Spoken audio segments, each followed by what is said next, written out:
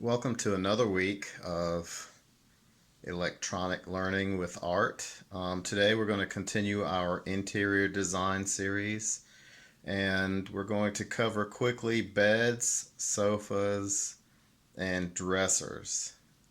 Depending on how long the video or tutorial is, I'll also get you started on how to draw an interior space like hallways or rooms. So let's get started. So remember when we talked about drawing nightstands and shelves, we talked about rectangles and trapezoids depending on how we look at things or what perspective. Really quickly, let's go over how to draw. Let's start with bed. Just in case you want to draw your bedroom, this would be something that you might find useful.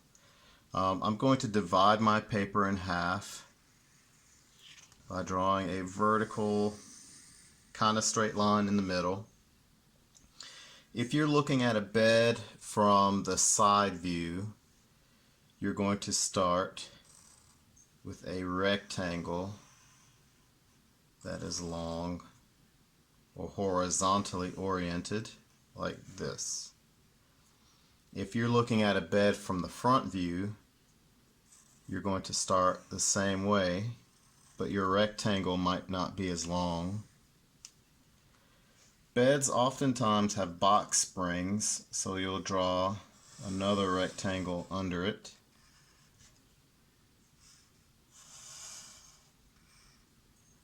And sometimes, depending on your bed, you'll have like a metal frame, or sometimes you'll have a wooden frame, and sometimes you'll have a headboard. So if you have a metal frame, you'll start with a rectangle and then add the legs. And again, we're just using rectangles.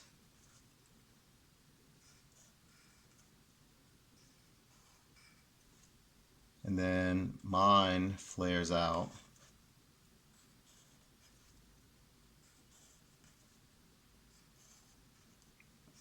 like so.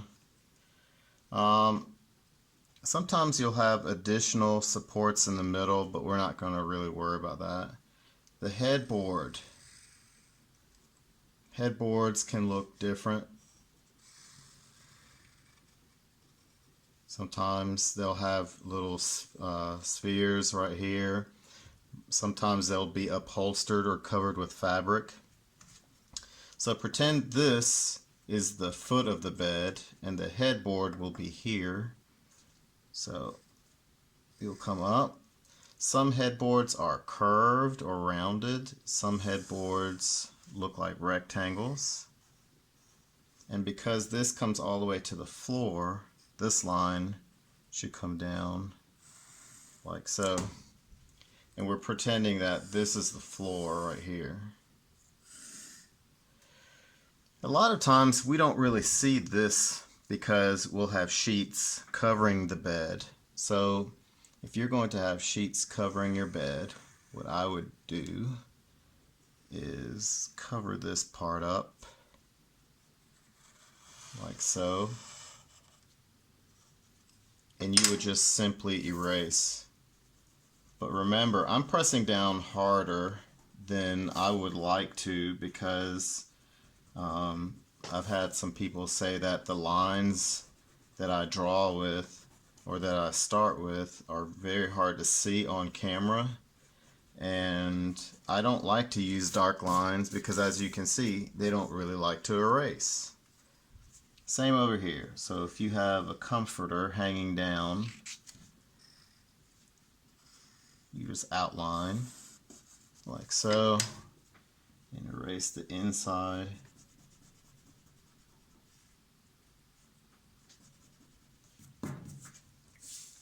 And you can color this and add patterns like stripes or stars or whatever your comforter might look like.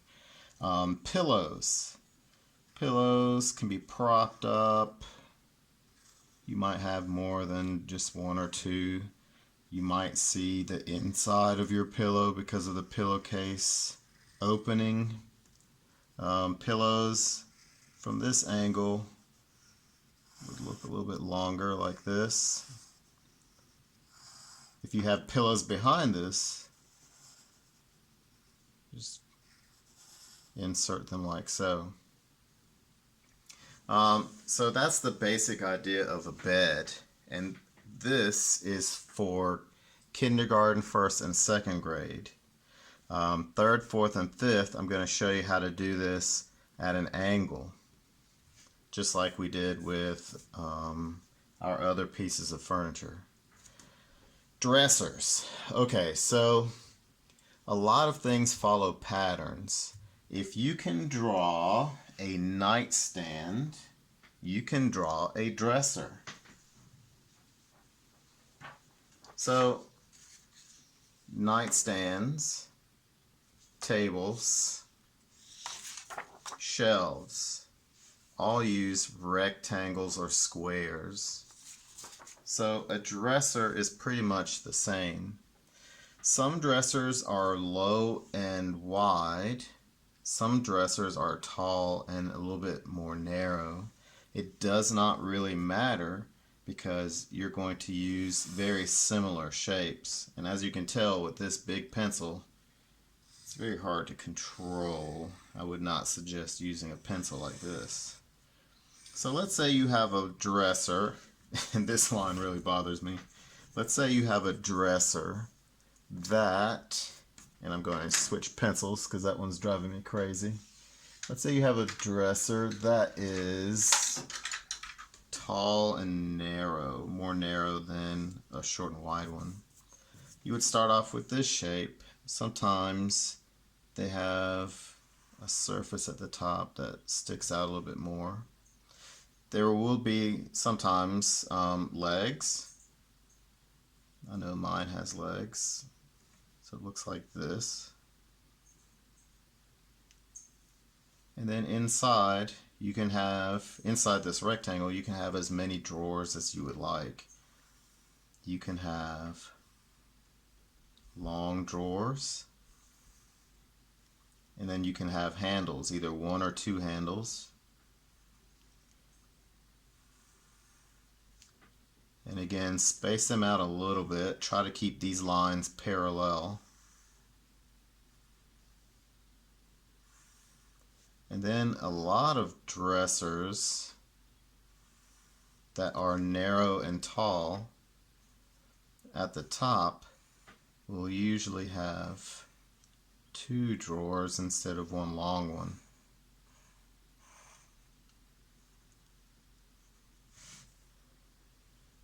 From the side, we'll use similar shapes, except for when you look at a dresser from the side view, it may not be as wide.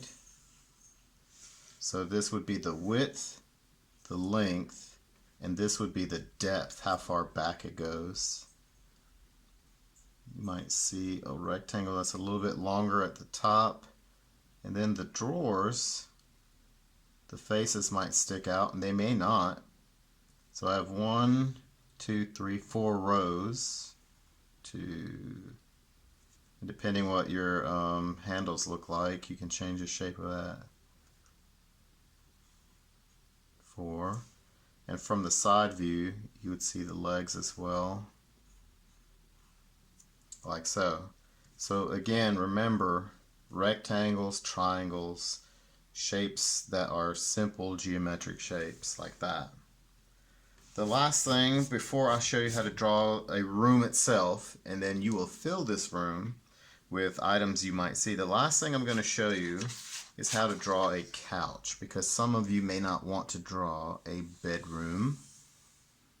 So a couch. Couches, again, can have similar shapes as dressers and beds. Sometimes couches have subtle differences. So for a couch, you can approach this using different methods. I start with the armrests. You can make them rounded at the top or more like a rectangle, like sharp edges. Since couches are covered with cloth and they have cushion, I wouldn't make very sharp edges at the top. You can make them a little rounded like this.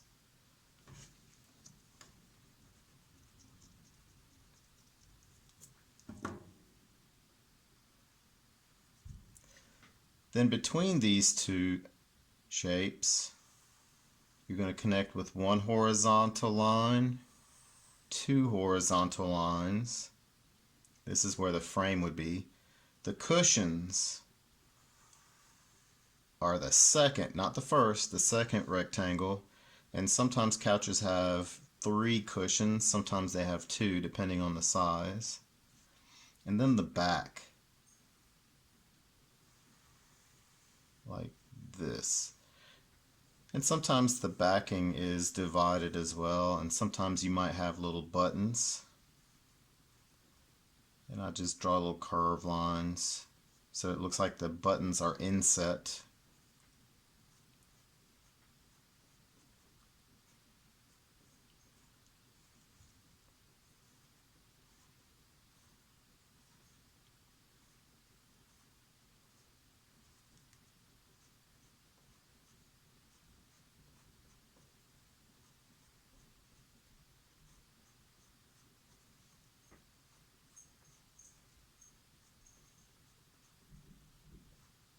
Almost looks like a starfish.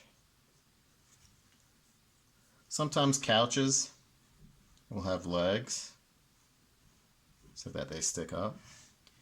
And sometimes couches can look a little bit different than this. They can be rounded at the top. Sometimes they curve up like this. It depends on the style of couch. But if you can draw a basic couch, you can add differences later on. The side view of a couch, again, I start with the armrests. And it depends on how deep, what the depth is of your couch. So the armrest looks like this. You might not see this part stick out, but the cushions sometimes do stick out just a little bit.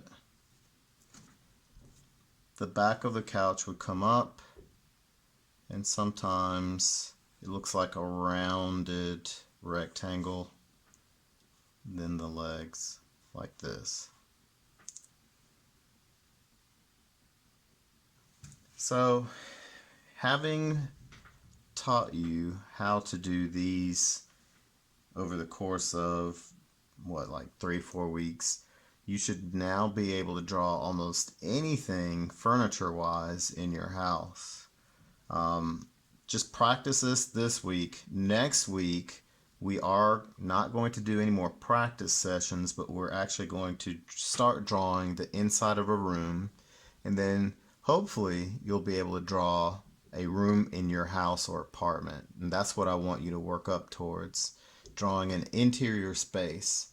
And what you can do is just draw things that you might come up with in your imagination.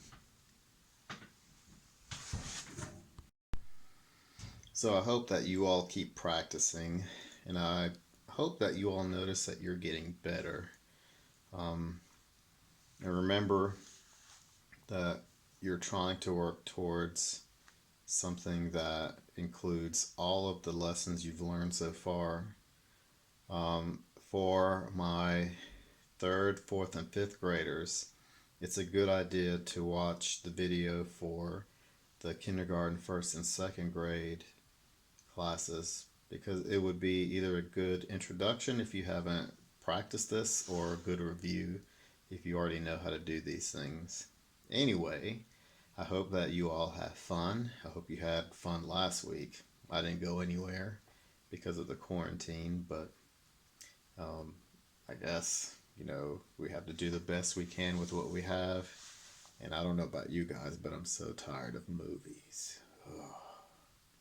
Anyway, hopefully you're using art as an outlet, And remember, always be creative.